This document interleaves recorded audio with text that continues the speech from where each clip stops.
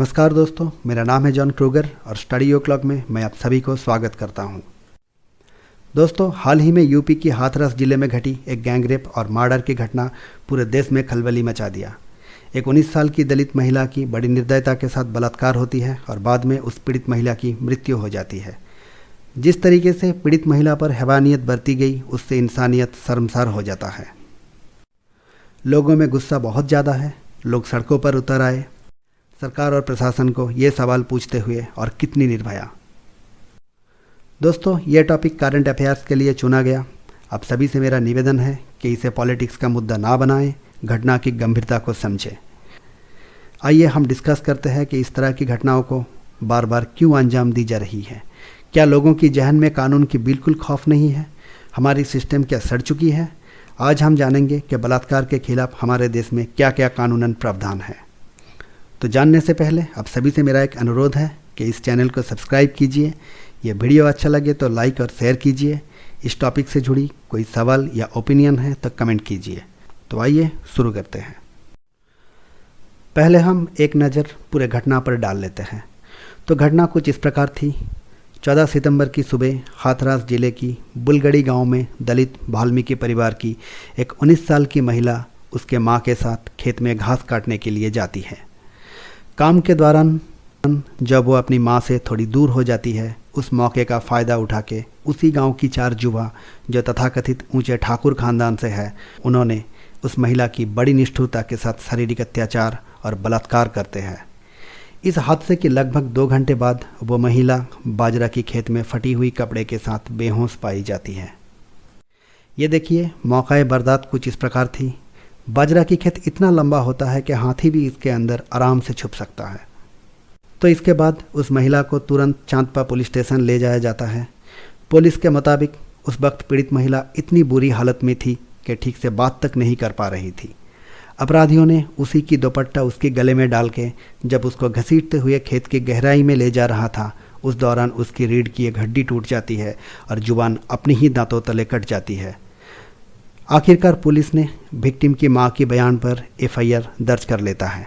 इसमें आईपीसी की सेक्शन 307 के मुताबिक अटेम्प्ट टू मर्डर और सेक्शन 376 के तहत एट्रोसिटीज ऑन SC/ST की चार्जेस लगाई जाती हैं। उस दिन शाम को लगभग 4:30 बजे विक्टिम को अलीगढ़ में JN medical college and hospital में शिफ्ट किया जाता है, जहां जांच करने के बाद उसकी घाव की गंभीरता पता चलती है। अगला 5 दिन तक विक्टिम बेहोशी की हालत में रहती है। उसके बाद 19 सितंबर को उन्होंने पुलिस के सामने बड़ी तकलीफी से बयान दी और पहली बार इस पूरी घटना में सेक्सुअल हैरेसमेंट की जिक्र की गई। इस दौरान एक कल्प्रिट संदीप के नाम सामने आता है। अब चार्जेस में आईपीसी के सेक्शन 354 जो मोलेस्टेशन से रिलेटेड है वो जुड़ी गई। इसके बाद यूपी पुलिस ने उसी दिन संदीप को गिरफ्तार करता है। इधर पीड़ित महिला की शारीरिक हालत लगातार खराब होता जा रहा था। तब तक इस घटना सुर्खियों में आ चुका था। पूरे देश भर में पीड़ित महिला को न्याय दिलाने की मांगें उठ रही थी। यूपी पुलिस और प्रशासन पर बहुत दबाव आ रहा था। पहले दिन से पुलिस तो मान ही नहीं रहा था कि ये रेप की घटना है, लेकिन दबाव में आकर 22 सितंबर को एक मजिस्ट्रेट के सामने पीड़ित महिला की बयान लिया जाता है। उस बयान में विक्टिम ने रेप की दावा करती है और इस हादसे से जुड़ी बाकी 3 अपराधियों का नाम भी बताती है, जो है रवि, रामू और लवकुश। इसके तुरंत बाद विक्टिम की मेडिकल निरीक्षण के लिए सैंपल ली जाती है, साथ में फॉरेंसिक जांच की भी ऑर्डर की जाती है।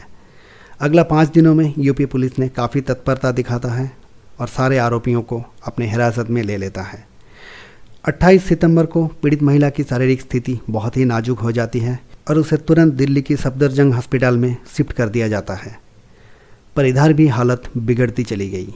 आखिरकार 29 सितंबर सुबह इस पीड़ित दलित महिला ने जिंदगी की जंग हार जाती है।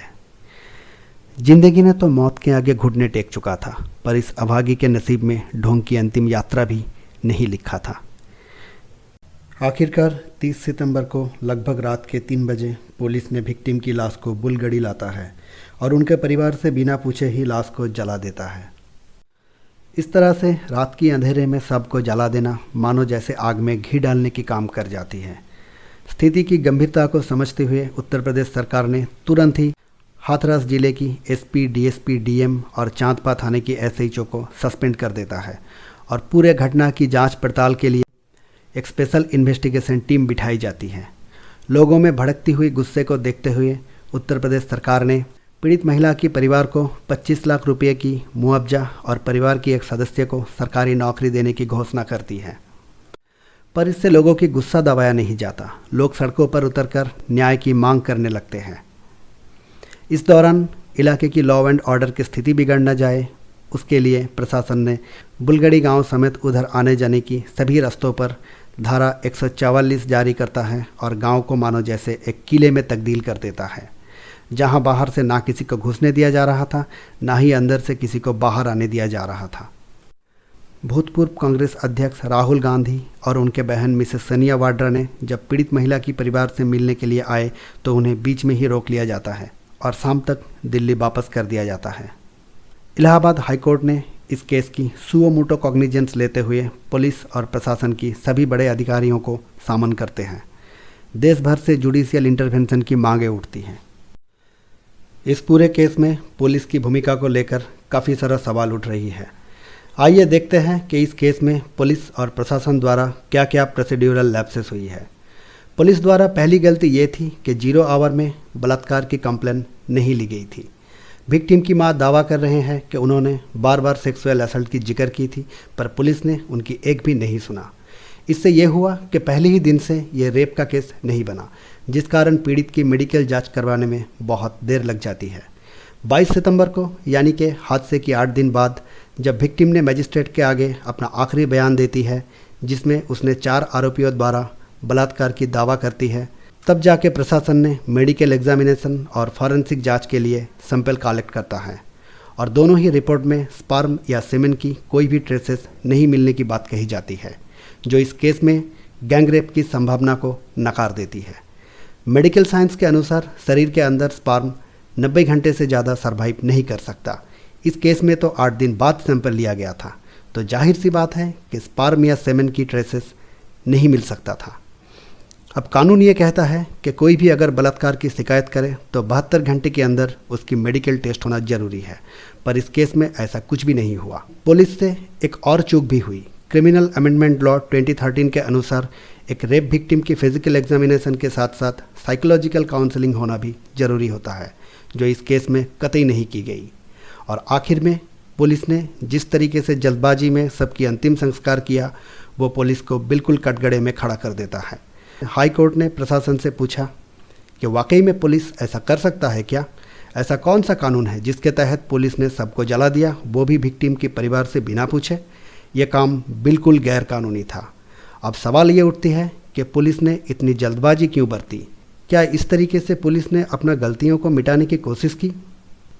लाश तो जल चुकी है और उसके साथ साथ इस केस से जुड़ी सारे सबूत भी मिट गई हैं।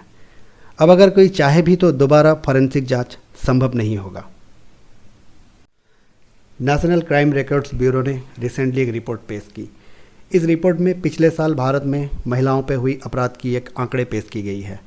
तो आंकड़े बताती है कि पूरे भारत में महिलाओं की सुरक्षा खतरे में है। क्राइम अगेंस्ट वुमेन 7% बढ़ चुकी है, जिसमें घरेलू हिंसा भी शामिल है। भारत में हर रोज 106 बलात्कार की केसेस दर्ज होती है। बलात्कार के शिकार हुई हर 10 में से 4 नाबालिग होते हैं। महिलाओं के खिलाफ हुई हिंसक घटना और SC/ST के खिलाफ हुई हिंसक घटना दोनों ही मामले में उत्तर प्रदेश अव्वल नंबर पर आती है। इस रिपोर्ट में अलग अलग पहलुओं पर कुछ राज्यों की नाम बार बार ली गई है, जैसे उत्तर प्रदेश, राजस्थान, महाराष्ट्र, मध्य प्रदेश और हरियाणा। कुछ मामले में असम, केरला, बिहार जैसे राज्यों की भी जिक्र की गई है। मैं चाहता हूं कि आप लोग वीडियो को यहां पॉज करके इस रिपोर्ट को एक बार ज़रूर पढ़िए। इसे बिल्कुल सरल शब्दों में लिखी गई है। अंत में एक बहुत ही ज़रूरी सवाल आता है कि आखिर कब तक ये सिलसिला चलता रहेगा? रेप की वारदात रुकने का नाम क्यों नहीं ले रहा? जेसिका, निर्भया, दिशा, मनीषा वाल्मीकि और ना जाने कितने मासूमों की ज़िंदगी उजड़ गई। यहाँ कुछ ऐसे कारण हैं जिस पर अमल करना हमारे समाज के लिए ज़रूरी होता है। एक आंकड़े के मुताबिक 90% से ज़्यादा रेप की घटनाएं तो पुलिस में दर्ज ही नहीं होती। इन केसेस में परिवारों ने बदनामी से अपनी बहन बेटियों को बचाने के लिए हालात से कंप्रोमाइज़ कर लेते हैं। मेरे ख्याल से समाज की इस नज़रिए को बदलने की समय आ चुकी है। आज तक जितने भी रेप केसेस दर्ज हुई है उनमें से सिर्फ 25% केसेस में आरोपियों को सज़ा मिली है। बाकी लगभग 3/4 केसेस में या तो सबूतों की कमी की वजह से या किसी अन्य कारण से आरोपियों को बाइज्जत बरी किया गया है। भारतीय न्याय प्रणाली ज़रूरत से ज़्यादा ढीमा है। एक एक केस की सुनवाई सालों तक चलता रहता है, जिससे जुडिशियल सिस्टम पर से लोगों की भरोसा टूटने लगा है। आज की डेट में भारत में पेंडिंग केसेस की कुल संख्या लगभग 3.5 करोड़ है। ये बात कहीं ना कहीं अपराधियों की हौसला बुलंद करती है। जब इस तरह की घटनाएं सामने आती है तो हमेशा कोई ना कोई पॉलिटिकल पार्टी आरोपियों की सपोर्ट में उठ खड़ी हो जाती है। वो भले ही सामने से ना हो, पीछे से ज़रूर मदद करता है। इन सब के अलावा एक और कारण भी है, और वो है कुछ डिसऑनेस्ट पुलिस ऑफिसर्स जो अक्सर रिश्वत लेकर चार्जेस डाइल्यूट कर देता है, जिससे अपराधी आसानी से छूट जाता है और फिर कोई नया अपराध को अंजाम देता है। तो दोस्तों, ये था मेरा खुद का ऑब्जर्वेशन। अगर इस बारे में आपका कोई भी ओपिनियन है तो कमेंट में ज़रूर लिखिए। जाने से पहले मैं आप सभी से एक बार फिर से अनुरोध करूंगा कि प्लीज़ इस चैनल को सब्सक्राइब कीजिए, इस वीडियो को लाइक एंड शेयर कीजिए। मिलते हैं नेक्स्ट वीडियो में, तब तक के लिए शुक्रिया। Stay safe and stay tuned.